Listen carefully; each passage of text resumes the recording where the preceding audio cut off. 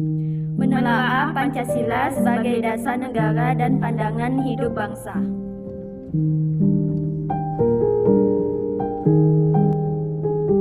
Assalamualaikum warahmatullahi wabarakatuh.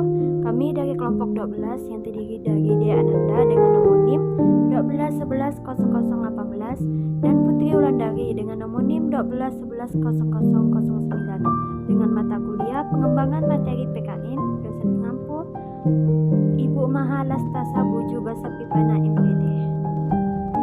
Selamat menyaksikan.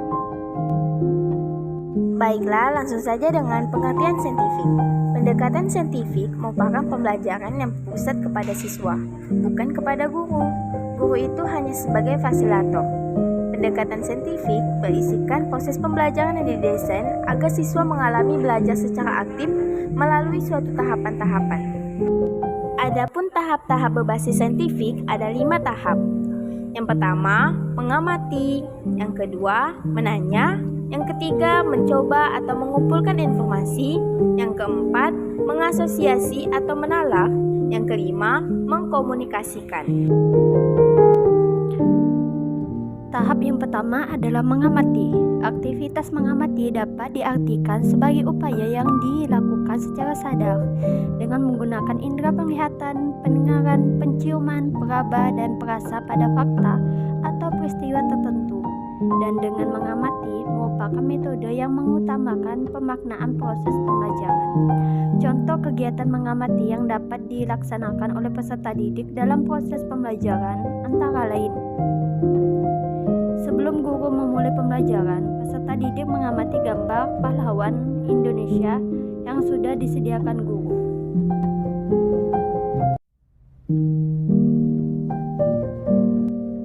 Tahap yang kedua, menanya. Menanya berasal dari kata tanya. Dalam KBBI, tanya diartikan sebagai permintaan keterangan atau meminta diberitahu tentang sesuatu. Menanya merupakan kegiatan pembelajaran yang dilakukan dengan cara mengajukan pertanyaan yang belum dimengerti. Contoh kegiatan menanya yang dapat dilaksanakan oleh peserta didik dalam proses pembelajaran antara lain: peserta didik melakukan tanya jawab antar guru atau peserta didik lainnya yang berkaitan dengan nama pahlawan Indonesia sambil menunjuk gambar yang sudah diamati di depan.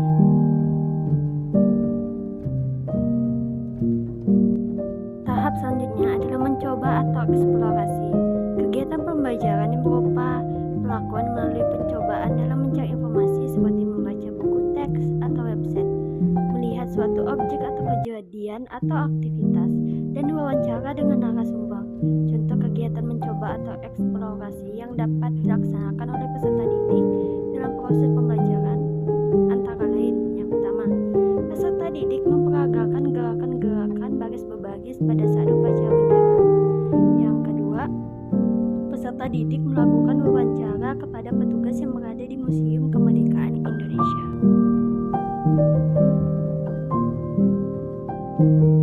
Tahap yang keempat adalah mengasosiasi atau menalar. Menalar merupakan berpikir secara logis. Adapun mengasosiasikan atau mengelola informasi merupakan kegiatan pembelajaran yang berupa pengelolaan informasi yang sudah dikumpulkan dari hasil kegiatan percobaan atau eksperimen maupun hasil dari kegiatan mengamati dan kegiatan mengumpulkan informasi. Contoh kegiatan mengasosiasi atau menalar yang dapat dilaksanakan oleh peserta didik dalam proses pembelajaran antara lain: yang pertama, secara berkelompok peserta didik menganalisis data berupa fakta-fakta hasil pengamatan tentang biografi pejuang-pejuang pahlawan Indonesia. Yang kedua, secara berkelompok peserta didik mengelola informasi dari berbagai sumber, misalnya seperti buku paket dan artikel dalam internet.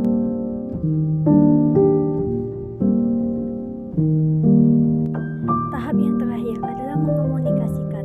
Mengomunikasikan merupakan kegiatan pembelajaran yang berupa penyampaian atau mempresentasikan hasil pengamatan, kesimpulan berdasarkan hasil pengamatan, kesimpulan berdasarkan hasil analisis secara lisan tertulis, dan dengan menggunakan media PowerPoint.